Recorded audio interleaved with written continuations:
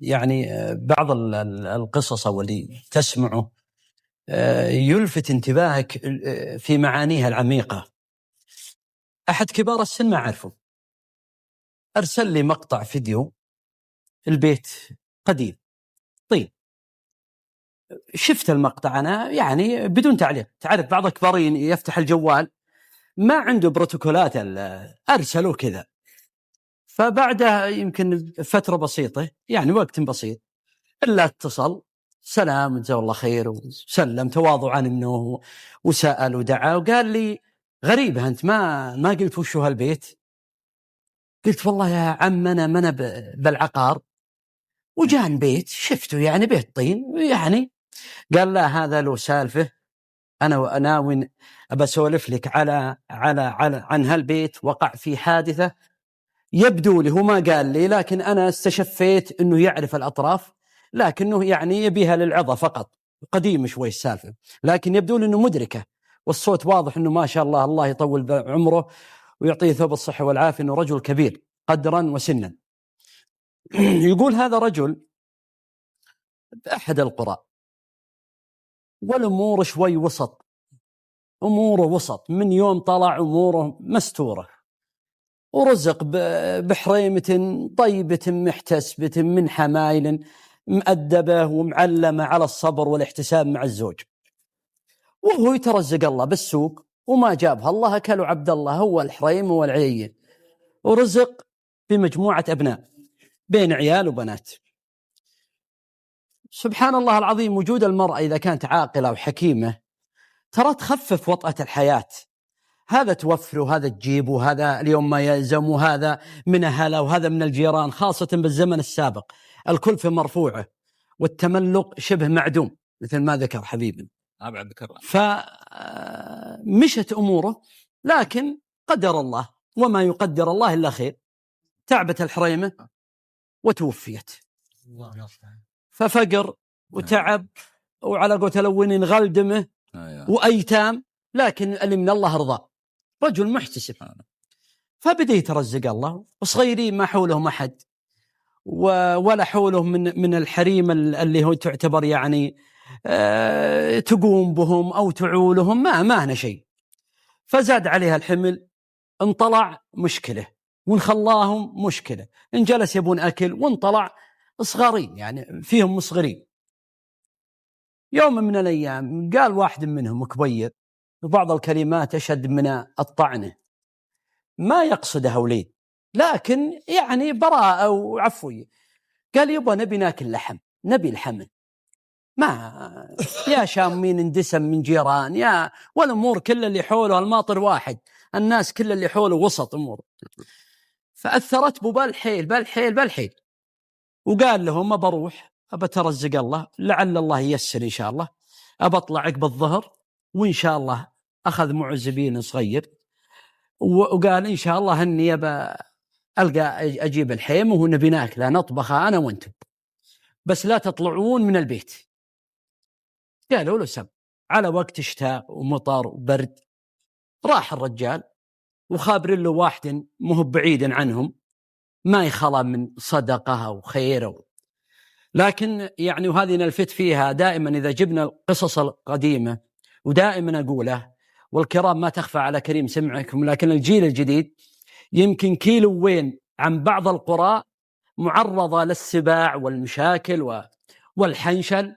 نحمد الله على الأمن والأمان، ولا تلفونات ولا جوالات. فراح واخذ معه، جاب الله الحيمة وجابه على راسه متجهن لبيته، لكنه تأخر شوي والحقه المغيب، صلى مغرب دربه وهو مجبل على ديرته، إلا طلع له يا الله يعزكم والمجلس ومن يسمع سلب مغلوث ولا سبع. المهم أنه طلع له شيء تعرض له من هوام ملاط وأثر به وسلم، لكن صار به آثار بيده أو برجله الله يكرمكم دمه، واستطاع أنه يتخلص.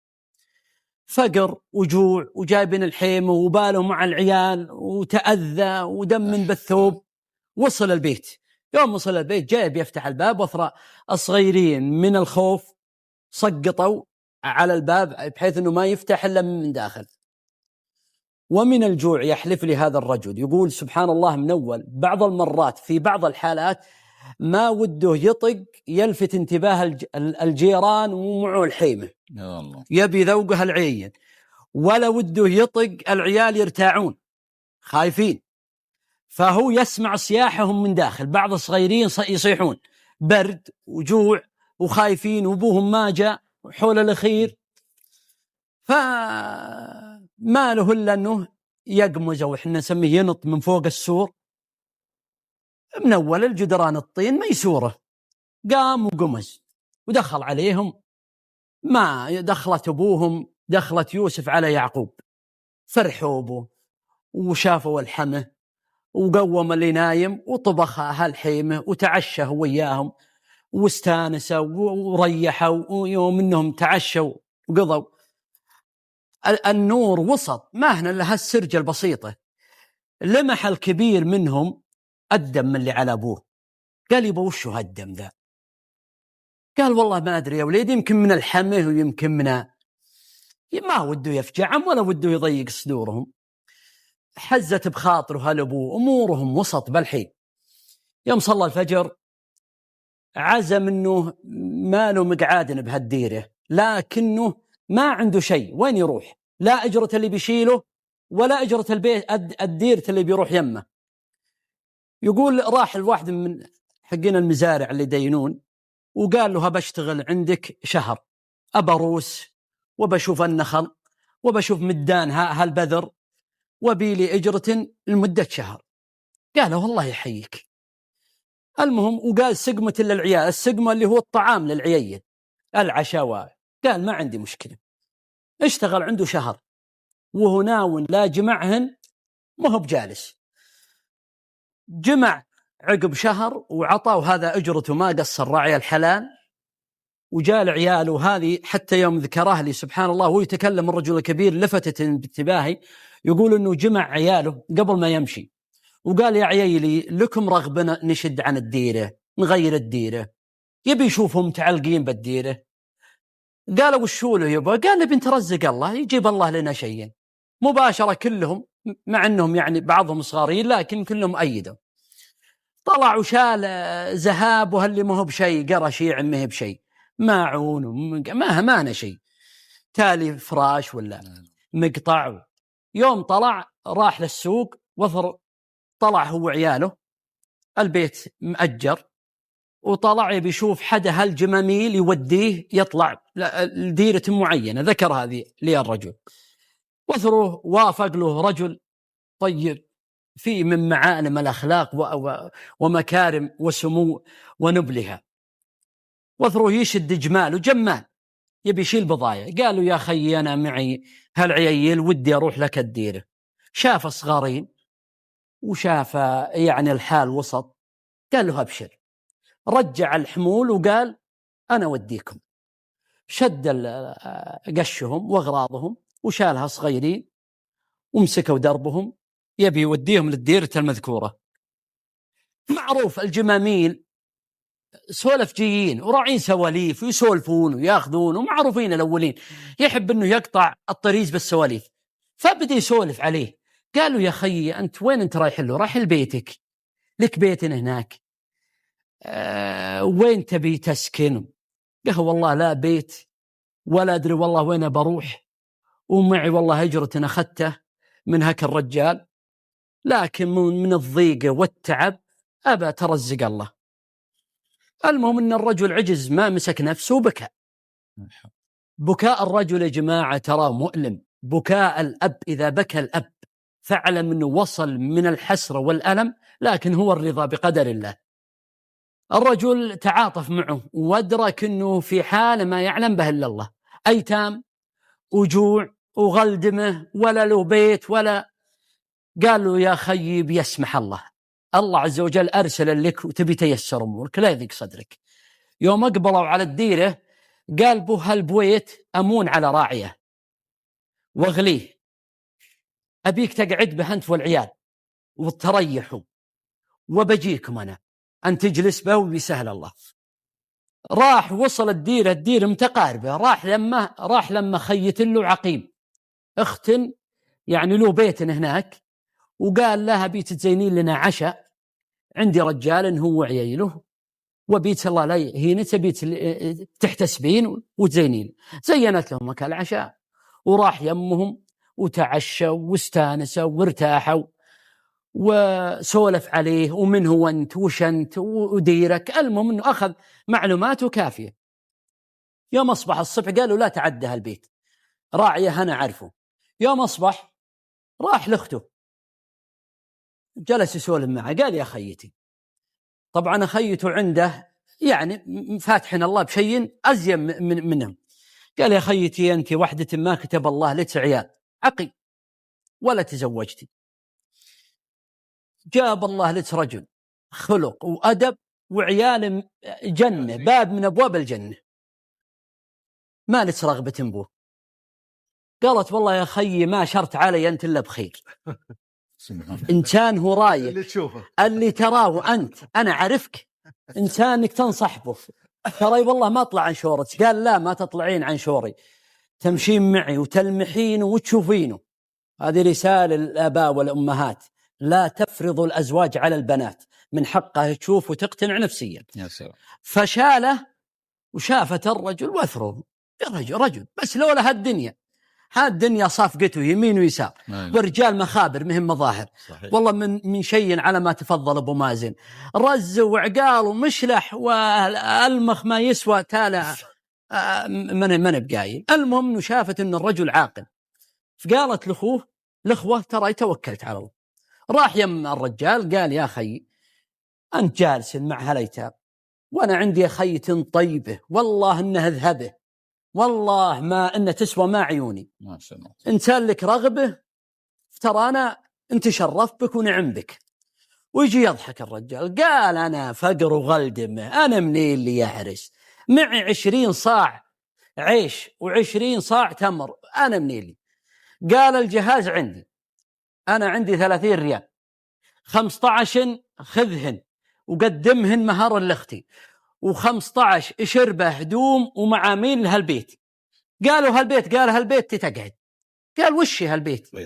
قال هالبيت بيت اختي، البيت اللي هو قاعدين به بيت اختي تتقعد به، هالعروس ويبي يسر الله امرك. الرجال يعني تيسرت الامور، قال والله كذا توكلنا على الله.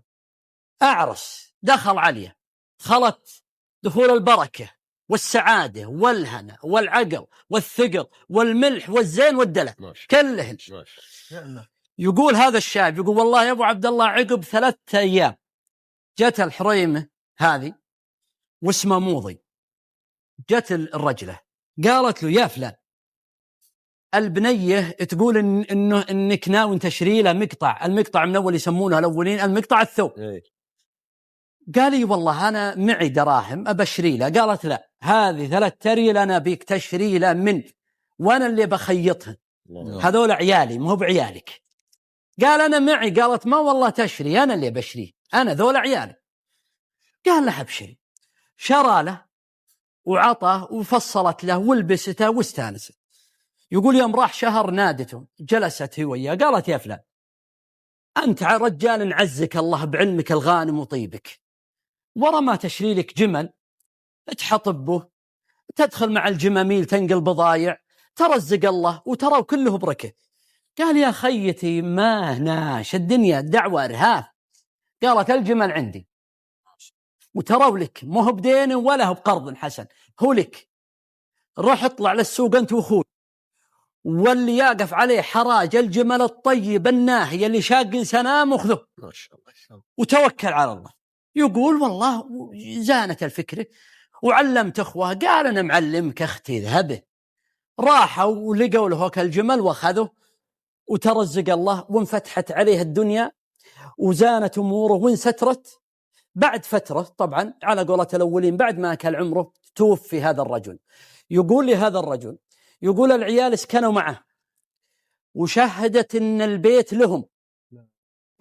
لهم وزوجت العيال والبنات في البيت وتوفيت وهم بارين به ولا يسمون أنفسهم إلا فلان فلان، لأنهم ما طلعوا على أمهم الأول، ومضت بهذا المعروف العظيم. ولذلك أنا أقول يا جماعة في هذه القصة العجيبة والحدث ولله الحمد هي ليست نادرة لأن مجتمعنا فيه خير، هناك رسالتين. الرسالة الأولى جبر الخواطر، من جبر جبر في الدنيا قبل الآخرة. يا جماعة بعض الناس يعتقد أنه جبر الخواطر لا بد أنه يكون في مال أو لا بد أنه يتحقق ما طلبه من أراد الشفاعة أو من أراد حاجة من حوائج الدنيا. الأفضل أن الإنسان يعود نفسه أن الناس بحاجة لجبر الخواطر بالكلمة، بالعبارة، بالنظرة، بالشعور، بالضم، بالموقف، ما يحتاج. بل إن الله عز وجل جعل الكلمة الطيبة خيرا من العطاء، قول معروف خير من صدقة يتبعها أذى. الناس تبون يقولون الأولين الناس يبون ريق طيب. كعب بن مالك قال والله ما أنساها لطلحة، تراه بس قام من المسجد وتسارع الخطى والضم ودعا له وبارك بتوبة الله عليه، قال والله ما أنساها لطلحة. كم نحن بحاجة. وورد أن عائشة في حادثة الإفك رضي الله عنها دخلت امرأة وجلست وبكت ثم خرجت، تقول عائشة ما نسيتها له. نحن بحاجة لجبر الخواطر. الناس في ظل بعض الحالات ضيقة، هم، مشاكل نفسية، مشاكل زوجية، مشاكل عائلية، مشاكل مع الجيران، مشاكل موظفين، يحتاج منك أنك تسمع له، يحتاج منك أنك تنظر له، يحتاج أنك تبتسم له، يحتاج أنك تعطيه رأي، ما يلزم إلا تعطيه مال ولا ما في زعت. وبعض الناس يعتقد أن الفضفضة أن فقط أنك ستخرج عما في نفسك ثم يكون وبالا عليك ويتعير الناس، وهذا خطأ. اختر من تفضفض له. نحن بحاجة للفضفضة. ترى النفس هالشحنات النفسية بحاجة أنك تجد شخص تسولف عليه، تعطيه اللي بخاطرك، تتحدث معه، تعطيه همك. فقط سماعه يا جماعة، سماعك للإنسان وابتسامته وكلمة واحدة قد تقول وسع صدرك والحمد لله والأمور متيسرة ونبي نروح لفلان أو ترانا نبي نجلس أنا وأنت، تغير عليها الجو بالكلام. صدقني كثير من الأمور ستزال. وأعتقد وأجزم أن كل واحد منا ومنكم، كل واحد منا لا ينسى موقف من رجل جبر خاطره بكلمة، جبر خاطره بعبارة، جبر خاطره بكلمة، جبر خاطره برأي، بشفاعة، بأي أمر. سنرحل جميعا وتبقى جبر خواطرنا. هذه الأمور هي الأثر الذي يبقى لنا بالذكر الطيب والعلم الغانم والدعوات والمرضات من رب العالمين، وهي أهم وتيسير أمورنا. أنت جبرت خاطر سييسر الله من يجبر خاطر ذريتك وأبنائك وأسرتك ونفسك وتتيسر أمورك. وما عند الله أعظم وخير مما ستجده في الدنيا. أما الرسالة الثانية فهي رسالة، نعم هي ليست لجميع الناس وهم فئة، لكنهم الحقيقة نعتبرهم مؤثرين للأسف. بعض الناس ممن أنعم الله عليه عز وجل بالمال، وممن أعطاه الله عز وجل بين قوسين ما يسمى بالشهرة، نجد لوحات من التبذير. بعض الناس يبذر في أمر يؤلم ويضيق الصدر. النعمة إن شكرت قرت وإن كفرت زلت وفرت. يا جماعة في مشاهد مؤلمة من بعض من يصور بعض النعم وتجده سبحان الله العظيم وكأنما يقول إنما أوتيت ذلك على علم. الله عز وجل هو اللي أعطاك هالنعمة، ولا تسألن يومئذ عن النعيم. تلمس اللي حولك، انظر من حولك يا أخي. قد يكونون اللي حولك شخص يحتاج تسديد فاتورة، رحل بعض البقالات في بعض الأحياء البسيطة في مديونيات سهلة وبسيطة تجعلها بركة لك وخير وفلاح وسعادة. وننتهي من التباهي بالنعم والإسراف. الإسراف يا جماعة النبي صلى الله عليه وسلم يقول ولو كنت على نهر جار، أو كما قال النبي صلى الله عليه وسلم نهر ويجري. وينهى النبي عليه الصلاة والسلام عن الإسراف. والبعض يعتقد يقول لك إذا قلت يا فلان لا تسرف، قال يا رجل من عطاه الله تبصر وخلوا يستانس، هذا نعمة عطاه الله، أعطاه الله عز وجل للاختبار والامتحان. المال ليس مالك، إنما هو مال الله عز وجل وأعطاك إياه الله عز وجل. ستختبر وستسأل من أين من أين اكتسبته وفيما أنفقته. يجب علينا أن نحافظ على هالنعمة. اللي حولنا واللي حوالينا يأكلون التراب من الجوع يا جماعة. نتقي الله عز وجل. الله يديم علينا الأمن والأمان ورغد العيش، ويجعلنا ألفة متحابين متواصين بالخير، ويجعلنا إن شاء الله هداة مهتدين. بارك الله فيك أبو عبد الله، رسالة وصلت، جزاك الله خير. يمكن أنا أريد أن ألفت النظر هنا أيضا ولا زيادة